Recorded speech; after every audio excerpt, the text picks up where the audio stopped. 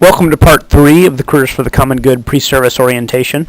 In this section, we'll focus on how you record your service hours and meet other program requirements during your term of service. The most significant element of reporting you'll need to do as a part of Careers for the Common Good is to turn in your monthly logs of your service hours and answer a set of reflection questions on your service that month. Kansas Campus Compact's policy is that these time logs will need to be submitted and approved by your site supervisor no later than 30 days after the end of the month in which you perform the service. Keep in mind that your campus coordinator may impose an earlier deadline as well. You will be entering your hours and reflections online at www.kscampus.com.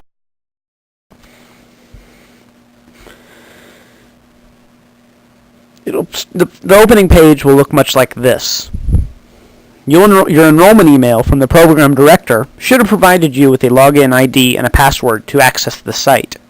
If you've lost your ID or password, obviously there's a button for I forgot my password, and your login name should help you get that.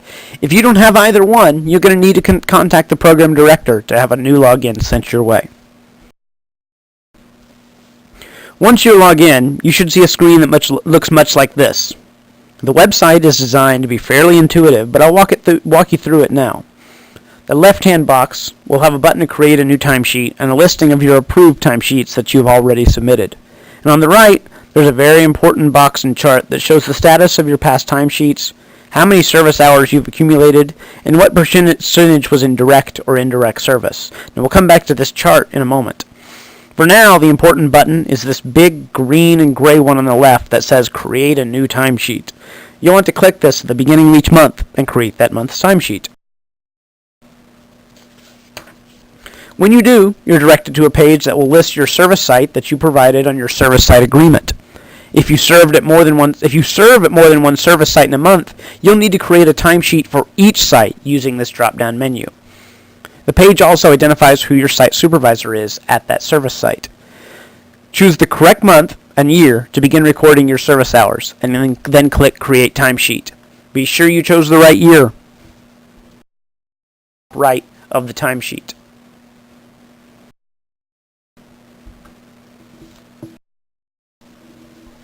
Okay, then what? Once you submit your monthly time service log, an email will be sent to your site supervisor informing them that they need to go online to the website and approve it. They have 3 days to do so before they'll get a reminder. Your site supervisor can also reject your timesheet and return it to you. If he or she does so, you'll get an email notification. Now again, be sure that emails from notifier@kansascampuscompact.org are not filtered into your junk mail folder. If your timesheet is rejected, it usually means you need to correct one or more items that your site supervisor will indicate. Once you've made these corrections, resubmit it using the same process as before. It is your responsibility to remind your site supervisor to approve your hours. You can log into the website at any time and see if your submitted timesheet has been approved or not. If it has not, you will need to follow up with your site supervisor in person if necessary. Once your site supervisor approves your timesheet, it goes to the campus coordinator, who will also approve it or reject it as appropriate. At the end, time logs will be viewed by the Kansas Campus Compact program staff and printed for your member file. Here's a quick look at the time log process in a graphic form. You'll track your monthly hours and reflections on the website. Once you submit this, an email will go to the site supervisor, who will approve or reject the timesheet. Once they do that, an email goes to the campus coordinator informing him or her that a timesheet is ready for approval. Finally, after all approvals are received, the program director is informed. And that's how you record your time. Pretty easy, we hope. There are a few other items we need to go over, though, that relate to your term as an AmeriCorps member. One of the big things is what I mentioned a couple of times already, which is direct service and indirect service. You might be wondering what that difference is. For your purposes, the vast majority of your 300 hours will need to be done as direct service. Direct service is defined as serving directly with people to fulfill the mission of a member's service site and service directly related to that mission. For example, if you're serving at an elementary school, the time you spend with students of that school, mentoring or teaching, is direct service. Direct service is also any work a member does that will directly affect the student's learning at that school. That also counts as direct service time, even though you're not in direct contact with those students. Examples of this would be lesson plans and parent-teacher conferences, assembling materials related to student learning, and arranging for guest speakers or coordinating field trips. Similarly, in a healthcare field, any activities that are immediately in contact with the clientele of the health clinic or hospital would count as direct service, as would pre- and post-procedure work like sterilization and chart review. Okay, so if that's direct service, what about indirect service? Indirect service can also be called member development.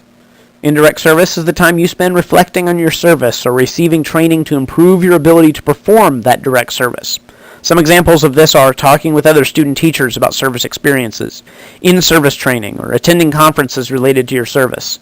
In fact, this orientation session for Careers for the Common Good counts as member development time. You can also count the time it takes you to fill out the reflections on your monthly time logs as member development. Remember, that's time that should be helping you to improve your service performance. Now, I want to caution here, this does not mean you are allowed to include class time in class for your degree program. Those are separate from member development because you're getting academic credit and it's not immediately and directly related to your organization's service site and service agreement. Now, when deciding whether an activity is capacity building or administrative support, ask yourself the following question.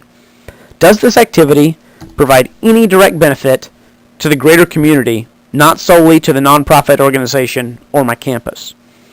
One thing to keep in mind is that administrative support hours, like front desk work, filing, answering phones, etc., are not to be counted as either direct service or indirect service. Those hours do not help you meet your 300-hour obligation in any way.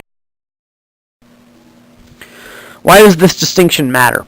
Well, because of your 300-hour term, at least 80% of your hours must be done as direct service. That's 240 hours. You can only do a maximum of 60 hours of indirect service if you want to earn your education award. So what if you accidentally record more than 60 hours of member development?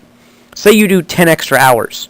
What you'll need to do is do 10 extra hours of direct service above and beyond your 300-hour term. So instead of a 300-hour term, you're now doing a 310-hour term. That way you'll still have done 240 hours of direct service, which is the minimum guideline we're going by. You'll be able to keep track of this on the TimeLog website. Remember that chart on the right of the main page I said we'd come back to? It looks like this. This chart provides information about what percentage of the hours you've done so far fit which categories. Keep your direct service hours at or above the 80% and you'll be fine.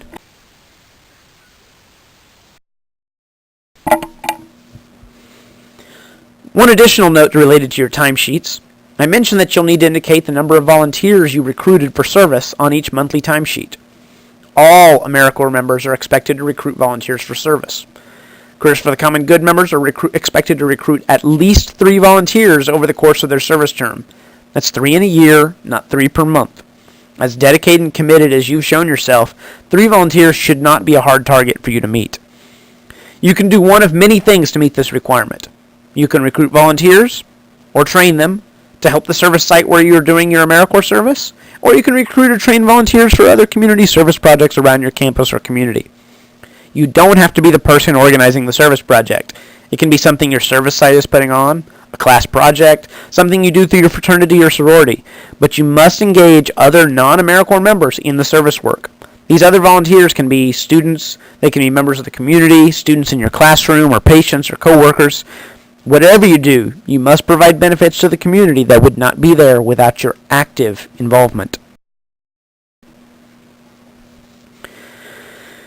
Remember when I said after enrollment that you needed to get a few things from your campus coordinator? One of those was a lapel pin. That lapel pin is important. While you were doing your service, you're required to wear something that identifies you as an AmeriCorps member. Careers for the Common Good chose lapel pins instead of shirts or hats or other apparel because lapel pins are the least obtrusive onto the professional attire most student teachers and healthcare workers and interns are expected to wear. Whatever way you display the logo, the purpose is to remind you and others that you're part of a nationwide team of dedicated individuals serving the needs of American communities. So please wear your lapel pin while you're serving, and your first one's free. If you need a replacement, you'll need to pay $2 and get a new one from your campus coordinator. Additionally, AmeriCorps requires that every service site display the AmeriCorps logo. Kansas Campus Compact issues to campus coordinators, through the campus coordinators, static window clings to be displayed. These are small, 4 inches by 5 inches, easily moved and removed, and one is issued to each member. Replacements are $5, however. You may choose to display the AmeriCorps logo on the site where you're serving in some other fashion, but as long as it must be in view of the public. One final activity is required of all members. You must participate in a training seminar on campus community partnerships. You're engaged in one right now as part of Careers for the Common Good. Like your pre-service orientation, this training can be done in person, or you can access an online video very similar to this one that explains what makes campus community partnerships work so well. At the end of that video, there'll be a link to a form you'll need to print out and sign that verifies your participation. And remember, taking part in this sort of training counts towards your member development hours and helps you get closer to that mark of 300 service hours.